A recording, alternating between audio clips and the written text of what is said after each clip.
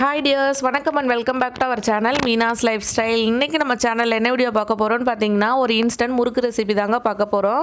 இந்த முறுக்கு பண்றதுக்கு நம்ம முறுக்கு மாவு எதுவுமே ரெடி பண்ண தேவையில்ல. வீட்ல இருக்க அரிசி மாவும் கடலை மாவும் மட்டும் இருந்தா போதும், ரொம்ப சுலபமா ரெடி பண்ணிடலாம்.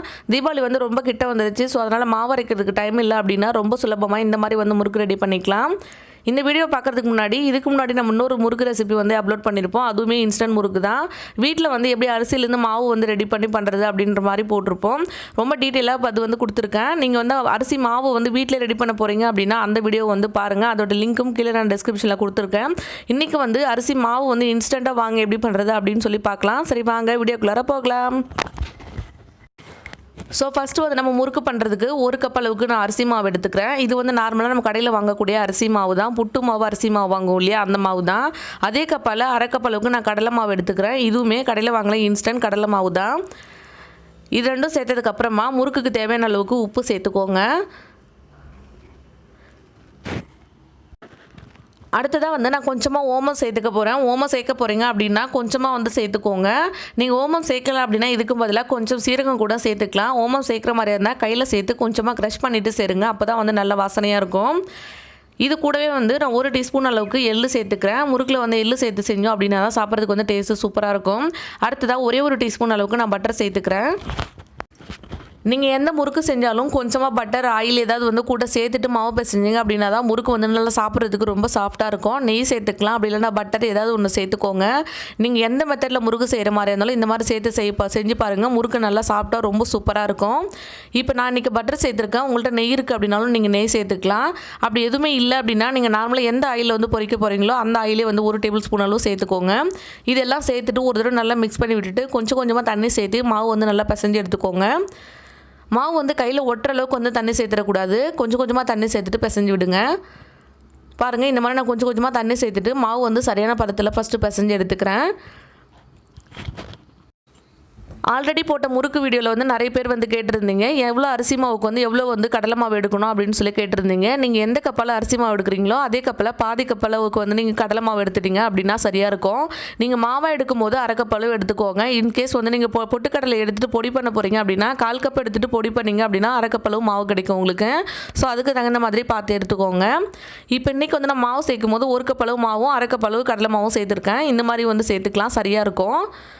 இதே மெத்தட் ஃபாலோ பண்ணி தான் நீங்கள் அரிசி மாவு செய்கிற மாதிரி இருந்தாலும் செய்யணும். வீட்லேயே மாவு ரெடி பண்ணாலும் அதே மாதிரி தான். மாவு ரெடி பண்ணதுக்கப்புறமா மாவு வந்து மெஷர் பண்ணிவிட்டு அதுக்கு தகுந்த மாதிரி பொட்டுக்கடலை சேர்த்துக்கோங்க. இப்போ நான் கொஞ்சம் கொஞ்சமாக வந்து தண்ணி சேர்த்துட்டு மாவு வந்து நல்லா பிசைஞ்சு எடுத்துக்கிட்டேன். அவ்வளோதான். இந்த அளவுக்கு வந்து சேர்த்தோம் அப்படின்னா சரியாக இருக்கும். கையில் வந்து மாவு ஒட்டக்கூடாது நம்மளுக்கு. அவ்வளோதான், மாவு வந்து இப்போ ரெடியாக இருக்குது. நீங்கள் மாவு வந்து ஃபைனலாக வந்து இந்த பிசைஞ்சு முடிஞ்சதுக்கப்புறமா கையில் கொஞ்சம் கூட மாவு ஒட்டக்கூடாது. இந்த அளவுக்கு பிசைஞ்சிங்க அப்படின்னா மாவு வந்து பர்ஃபெக்டாக சரியாக பிசைஞ்சிருக்கீங்க அப்படின்னு அர்த்தம். நீங்கள் மாவு வந்து அதிகமாக தண்ணி சேர்த்துட்டீங்க அப்படின்னாலும் சரியாக வந்து வராது. அவ்வளோதான், மாவு ரெடியாக இருக்குது. இப்போ நம்ம கொஞ்சம் கொஞ்சமாக வந்து முறுக்கு குழையில் சேர்த்துட்டு முறுக்கு வந்து போட்டுற வேண்டியது தான். நான் கொஞ்சம் மட்டும் ஃபஸ்ட்டு எடுத்துக்கிறேன். எடுத்துகிட்டு அதே மாதிரி நீங்கள் எந்த அச்சு சேர்க்குறீங்க அப்படின்றதும் எந்த மாதிரியான மெத்தடில் வேணாலும் செஞ்சுக்கலாம், ரொம்ப நல்லா வரும். நான் வந்து இன்றைக்கி 3 ஹோல் இருக்க மாதிரியான ஒரு இது எடுத்திருக்கேன். இதில் வந்து மாவு சேர்த்துக்க போகிறேன். இப்போது அவ்வளோதான், தேவையான அளவு மாவு சேர்த்துக்கலாம். அடுத்ததாக வந்து ஆயில் சுடு பண்ணிவிட்டு அதில் போட்டு எடுத்துக்க வேண்டியது தான். நீங்கள் டேரெக்டாக வந்து எண்ணெயிலே வந்து போட்டுக்கிறீங்க அப்படின்னாலும் போட்டுக்கலாம். இல்லை நீங்கள் பிகினர்ஸாக இருக்கீங்க அப்படின்னா இந்த மாதிரி வந்து ஒரு கரண்டி எடுத்துகிட்டு அதோட பேக் சைடில் வந்து முறுக்கு ஃபஸ்ட்டு பிழிஞ்சு எடுத்துக்கோங்க. எடுத்ததுக்கப்புறமா கொண்டு போய் எண்ணெயில் வந்து அப்படியே போட்டுடலாம். இது வந்து ரொம்ப ஈஸியாக இருக்கும். கையில் வந்து எண்ணெய் தெரிக்காது. இந்த மாதிரி போட்டு எடுத்துக்கலாம்.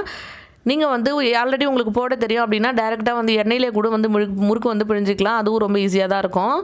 நான் வந்து ஒரு தடவைக்கு வந்து இப்போ 3 முறுக்கு போடுறேன். நீங்கள் இந்த மாதிரி வந்து கொஞ்சம் கொஞ்சமாக போட்டு எடுத்துக்கோங்க. ஒரே டைமில் வந்து நிறைய போட்டோம் அப்படின்னா நல்லா வந்து கிறிஸ்பியாக நம்மளுக்கு கிடைக்காது. அவ்வளோதான், சேர்த்தாச்சு. சேர்த்த உடனே வந்து கிண்டி விட்டுட்டீங்க அப்படின்னா முறுக்கு வந்து பிரிஞ்சு வந்துடும். கொஞ்சம் நேரம் ஆகினதுக்கப்புறமா வந்து திருப்பி போட்டுட்டு 2 சைடு வந்து வேக வச்சு எடுத்துடலாம். இப்போ ஒரு சைடு வந்து நல்லா வெந்துடுச்சு. நான் திருப்பி விட்டுறேன். 2 சைடும் திருப்பி போட்டுட்டு எண்ணெய் வந்து சலசலப்பு இல்லாமல் அடங்கினதுக்கப்புறமா எடுத்தோம் அப்படின்னா சரியாக இருக்கும். இல்லை நீங்கள் கலர் மாறினதுக்கப்புறம் எடுக்கிறீங்க அப்படின்னாலும் இன்னும் கொஞ்சம் நேரம் விட்டுட்டு எடுத்தோம் அப்படின்னா சரியாக இருக்குங்க. அவ்வளோதான், பாருங்கள், நான் 2 சைடும் திருப்பி விட்டுட்டு நல்லா வந்து வேக வச்சுட்டேன். எண்ணெய் வந்து பாருங்கள் இப்போ வந்து எண்ணெய் கொதிக்கவே இல்லை. இந்த மாதிரி ஸ்டேஜில் எடுத்துட்டோம் அப்படின்னா சரியாக இருக்கும். நான் வந்து போட்ட முறுக்கு எல்லாமே வெளியில் எடுத்துக்கிறேன். ஒவ்வொரு டைமும் கொஞ்சம் கொஞ்சமாக போட்டுட்டு எடுங்க. அவ்வளோதான், நம்மளுடைய முறுக்கு வந்து சூப்பராக ரெடி ஆகிடுச்சு.